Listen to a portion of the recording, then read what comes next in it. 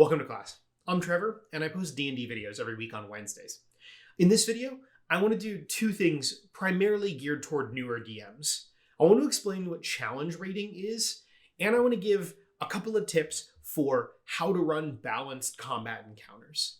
I'm going to start by just reading the definition of challenge rating from the basic rules of 5e. A monster's challenge rating tells you how great a threat the monster is. An appropriately equipped and well-rested party of 4 adventurers should be able to defeat a monster that has a challenge rating equal to its level without suffering any deaths. For example, a party of 4 third-level characters should find a monster with a challenge rating of 3 to be a worthy challenge, but not a deadly one. The biggest thing to keep in mind before I get to the tips is that this does not scale like linearly. I'm an English teacher, not a math teacher. I don't know the correct term for it, but it does not scale in the way that might make the most sense. You cannot just add up CR and expect, 4 goblins and 1/4, times 4, whatever, that's 1. So that should be, it doesn't work that simplistically. This actually brings up my first point, which is that action economy trumps everything else. If you have 4 players and you want them to fight a big, bad, evil guy, and it's just 4v1, that fight is going to be difficult to make that fight feel threatening if you don't really skew the power level of that solo enemy, that big bad. And the opposite can also happen. If you have 30 bad guys and you want your heroes to feel like heroes, you want your PCs to feel heroic and to slice through this army of bad guys, having 30 bad guys is going to make that tough, just because of sheer numbers. Now, there are ways to solve both of these problems, but just keep in mind action economy. Keep in mind, how many turns do my players get? How many turns does the enemy get? And there should be some sense of balance, or if there isn't a sense of balance, that should be something you are aware of going into it. Because again, it can be fine. It just needs to be something you're cognizant of. Number 2, use challenge rating as a guide, not a law. Challenge rating, and you'll see all over the internet, challenge rating is a flawed system, but it's a really good baseline for how combat can work or how balanced encounters can work in 5e. So, especially early on, I play it safe. I generally try to follow or stick to close to the challenge rating, and it's really, really easy to accidentally kill players at levels 1, 2, and 3. And then, once they hit level 3 or especially level 5, it becomes nearly impossible to kill them. And that's never the goal, to be clear, but I guess threaten is probably a better word for it. But especially early on, you have to be careful, and then as the game scales up, the challenge almost inverts. And you then want to find ways to make combat more challenging for the players. Let's look at this table just as an example of how challenge rating scales. Now, there's a resource linked in the description called Kobold Fight Club. It's just kobold.club. And it is my lifesaver. It's so incredible for generating. It doesn't have monster stat blocks, but what it can help you do is it can help you generate the difficulty level of a combat by populating it with, okay, I have a party of this many players and they're at this level and I want to use this type of monster, and you can kind of pop all those numbers in there, and it is incredibly valuable. So I got this information from Kobold Fight Club. So if we look at 4 PCs at level 1, an easy encounter would be 2 goblins, a medium encounter would be 2 goblins and a bandit.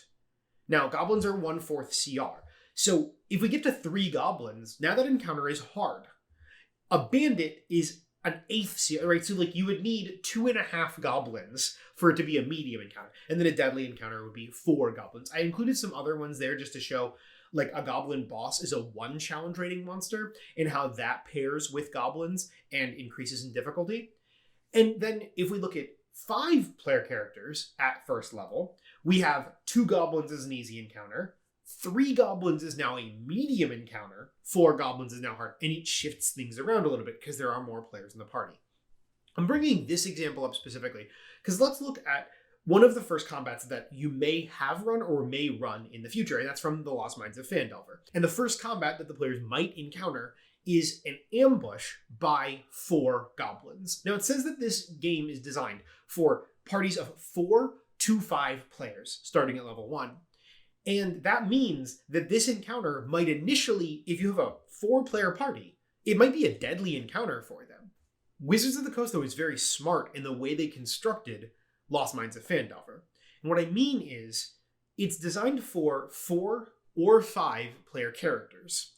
And we can see that a deadly encounter for one of those is just a hard encounter for another. What they decided to do was, in the instructions for how to run the goblins, they mention 2 of them are melee, they run in, 2 of them are ranged, and they stay back. But if 3 of the goblins die, the 4th one will leave. That is amazing. It seems so simple, but that possibility, the fact that this goblin could run away, maybe they could go tell other goblins, whatever, it works so seamlessly. And that kind of segues into my next point. Combat and balanced combat does not always have to be to the death. Creatures can run away, like that goblin example. The goal can be something other than just killing the thing. It can be subduing someone. It can be getting an item. It can be something else. I would never count on players running away. I know there's a video game trope of like, this fight is too hard and you're supposed to lose.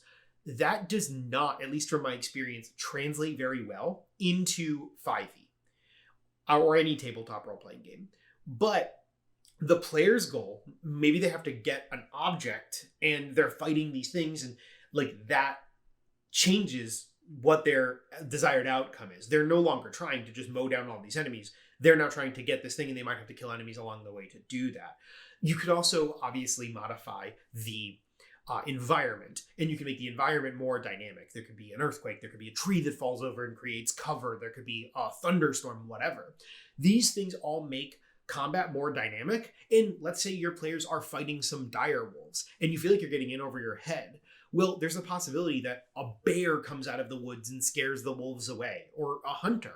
The biggest thing is that it doesn't have to be all the bad guys die, or worst case, obviously, there's a total party kill. There's a lot of nuance in how to run a balanced combat encounter. The last major piece of advice that I have is that there needs to be a balance between HP and AC when it comes to creating your combat encounters. After like that level 3 to 5 hump for my players, I normally make HP a bit higher, like I kind of go on the higher end rather than the average, because of the way my players tend to play. But I would be warier about adjusting armor class. You can within a point or two, but it is significantly more fun to hit and deal damage than it is to not hit. But you do, as the DM, you have the opportunity to kind of tweak these things, just like you have the opportunity to have a monster run away or call for help or surrender. They could give up. They could drop their belongings and put their hands up and ask for forgiveness, right? Like, these are all, obviously, if it's like an animal, they're probably not going to do that. But like, these are all options to help make combat more fluid. Now, at the beginning of the video, I mentioned how do you do like big combat, make your players feel epic kind of scenes, or how do you do big final boss kind of fighting? And I have some suggested solutions. So for that first scenario of a massive army, and both of these suggestions, mind you, are from Matt Colville. And I'll link the videos like in the iCard, but he mentions in one of his running the game videos using minions. And I think this is from 4th edition. I had never heard of this because it's not mentioned. I don't think it's mentioned in any of the 5e source books, but you can make bad guys that have the same stat blocks as normal characters or normal like enemies, but they only have 1 HP. And you can have that sense of scale without it being too deadly, and they just take a hit and they're down. This would come up obviously later in a campaign rather than too early. The second thing is if you want one big bad evil guy. Matt Colville has action-oriented monsters that are some of them are designed explicitly for this. I've had a lot of fun and a lot of success in running my solo bad guys in this way, with the addition of some sort of layer or trap or environmental effect that's going on to really make the combat dynamic and make it so all of my players can't dogpile. Because that's what you really want to avoid. You want to avoid that dogpiling. So I'm hoping that CR makes a little bit more sense now.